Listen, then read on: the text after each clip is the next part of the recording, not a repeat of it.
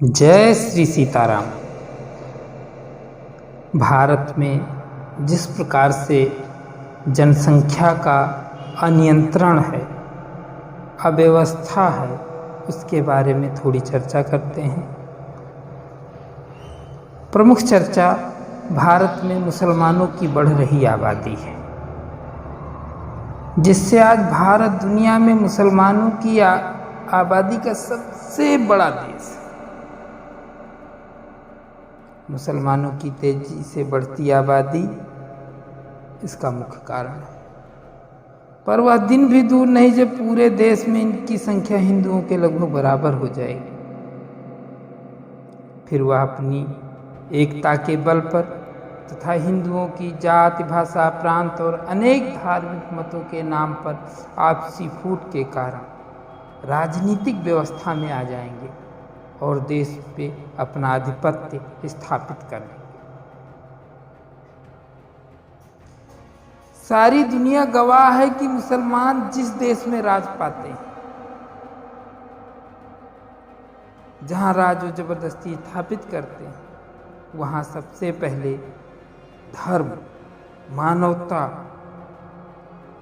प्रकृति को नष्ट करते हैं। क्योंकि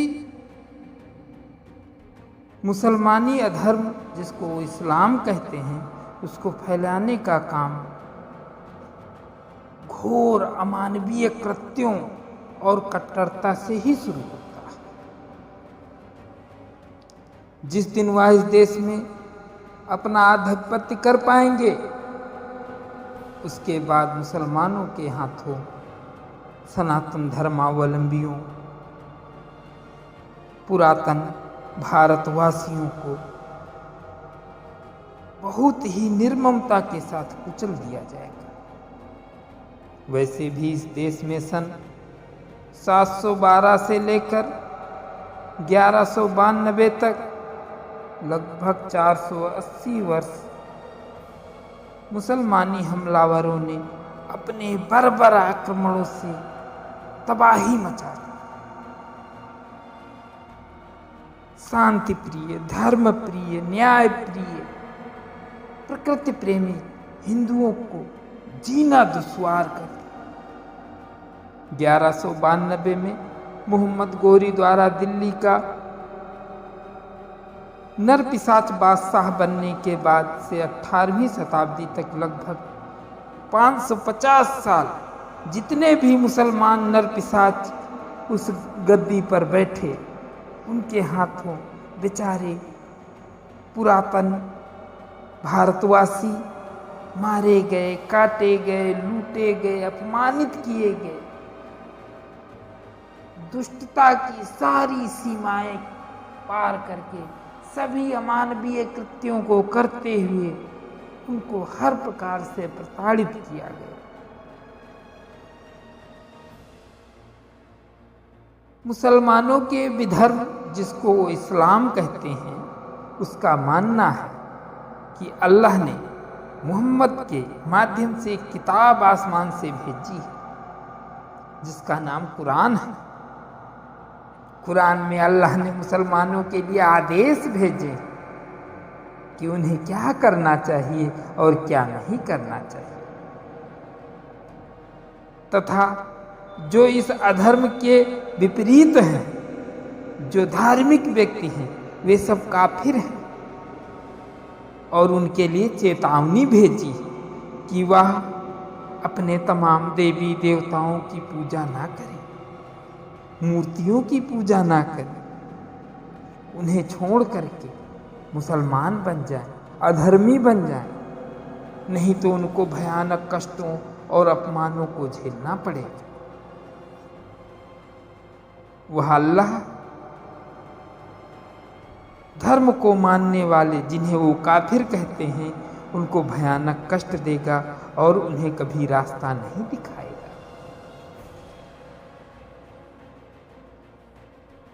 अल्लाह के आदेश हैं कि यह काफिर या तो मुसलमान बन जाएं, या जहां भी मिले इन्हें मार दिया जाए, इन्हें अमानवीय यातनाएं दी जाएं, लेकिन अगर फिर भी कोई बच जाए, किसी कारणवश बच जाए, तो उससे एक अलग प्रकार का बदला लेने के लिए एक कर लिया जाए, जिसको जजिया कर कहा गया है, वसूला जाए।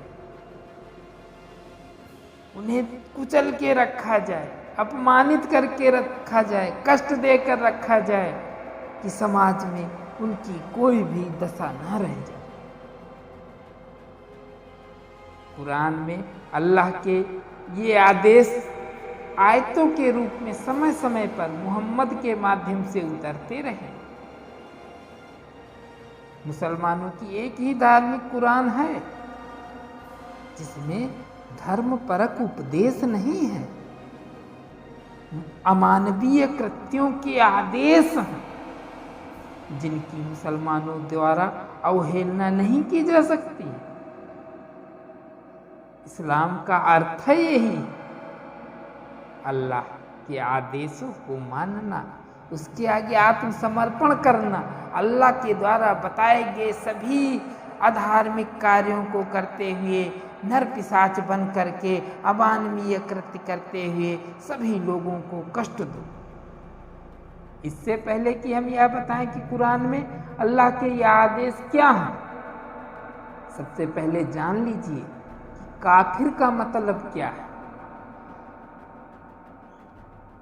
अल्लाह के अलावा किसी को भी अपना इष्ट मानना, देवी देवता मानना, साकार निराकार किसी की भी पूजा करना, अपने से बड़े पूर्वज, गुरु, ग्रंथ, किसी अवतार, पुनर्जन्म, किसी को भी मानने वाला व्यक्ति काफिर है।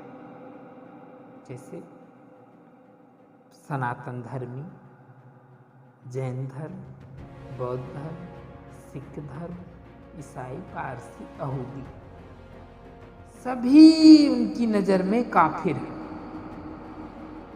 और सभी को उसी प्रकार से नष्ट कर दिया जाए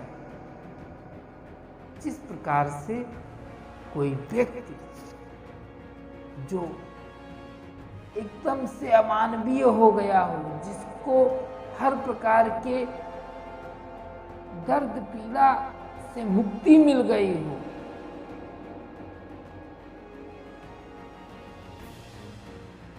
हम कहना यही चाहते हैं, इन्हें मुनकिर और मुशरिक भी कहते हैं। ये खुदा के खिलाफ बागी हैं, खुदा के दुश्मन हैं।